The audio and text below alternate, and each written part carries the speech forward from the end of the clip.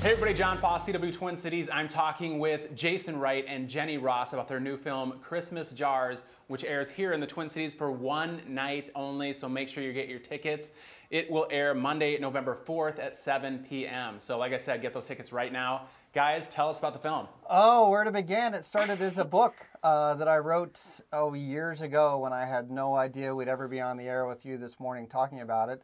But after 13 long years of a little book about a little tradition of a jar given away anonymously during the Christmas season, here we are now with a film adaptation, and people can go to ChristmasJars.com and see a little bit more about how real people have been impacted by this very, very simple tradition. And Jenny, you play Hope in this film. You're the main character. When you came into this project, had you read the book, and how did you get involved with this project? Yeah, so I heard about the book once I had already signed on to the film, which was a week after I auditioned and right before I flew out to shoot it. So it was all very quick, and I didn't actually get my hands on the book until we had already started filming. So once I actually got to sit down and hear not only about the book, but about the movement behind it and all the people it's impacted, that's when I really realized that this was, you know, more than just a Christmas movie. It has so much heart, and I think it's really going to inspire people when they see it.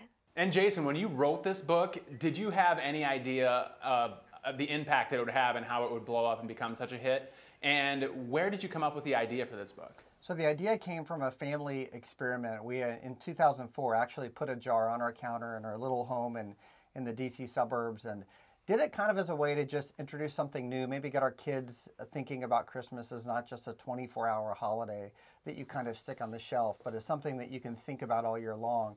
And so we put this jar on the counter, we put our change in it, we gave the jar away that very first Christmas. I don't even think we called it a Christmas jar yet. We didn't even know what we had, but the experience changed our lives, and over the coming months in early 2005, I began to write about it. It's sheer fiction, it's a novel, but it's loosely inspired on the experience that my family had, and never in a million years could I have dreamt. You know, every author, I mean, I'd be lying if I didn't look in the camera and say I hoped it'd become a film. We all do. But boy, after 13 long years, we're finally here. And some things are worth the wait. Jenny came in late to the process because the amazing folks at Muse and at BYU TV, they couldn't find the right actress. They kept reading actress after actress. And finally, Jenny came onto the radar, based in Canada, and she won the part, she won their hearts. And on November 4th, people are going to understand why we needed to wait to get the right actress to play the lead. And for people out there who are big fans of the book but haven't seen the movie yet, how close is the movie to the book? Oh man, I'm so glad you asked me that, because this is my favorite thing to talk about. There were a lot of scripts through the years that were developed, and they all deviated quite a bit.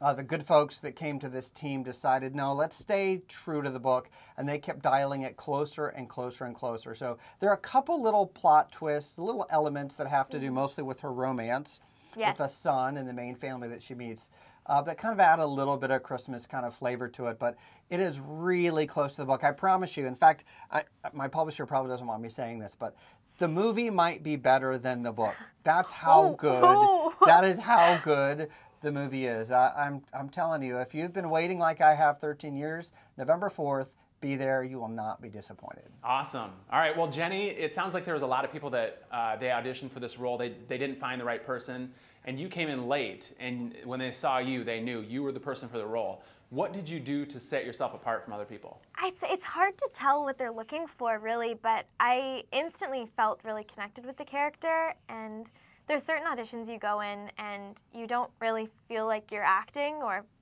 putting on a character. I think for me, Hope just felt really close to home, and it wasn't too much of a stretch in her optimism and her determination and ambition. Yeah, really, she's so darn genuine. Like, this is America. This is the real deal. Like, this is a genuine, authentic person who's playing a role that just spoke to her heart. And yeah. Well, also the source material, being able to read an actual book and be able to talk about a character that you've known much longer than I've known her was very unique and really special for me. We love telling people she was like 3 when I wrote the book. Yeah. I had no idea we'd be sitting here today, but it was worth the wait for sure. So have people actually started doing this? People that have read the book or seen the movie, have they started doing this in real life?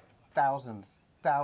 Yeah, thousands and thousands of people around the country and and 13 or 14 countries around the world now, too, where the book has been translated. People can go to ChristmasJars.com or look us up on Facebook and read some of these real stories.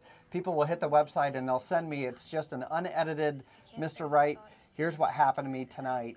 We needed a miracle. Our lights were going to get shut off in a couple of days. Or we needed a miracle. We didn't even have enough money for a small Christmas tree.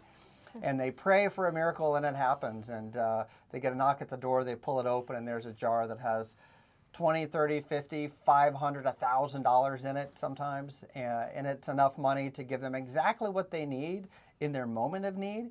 And it's not just about the money. It's about the message that comes from the jar, that they're not alone. And in a world that we live in today, man, it's so divisive. I think we're ready for a message like this, that we have a lot more in common than people realize. Absolutely. All right, well, thank you guys so much. Jason Wright, Jeni Ross.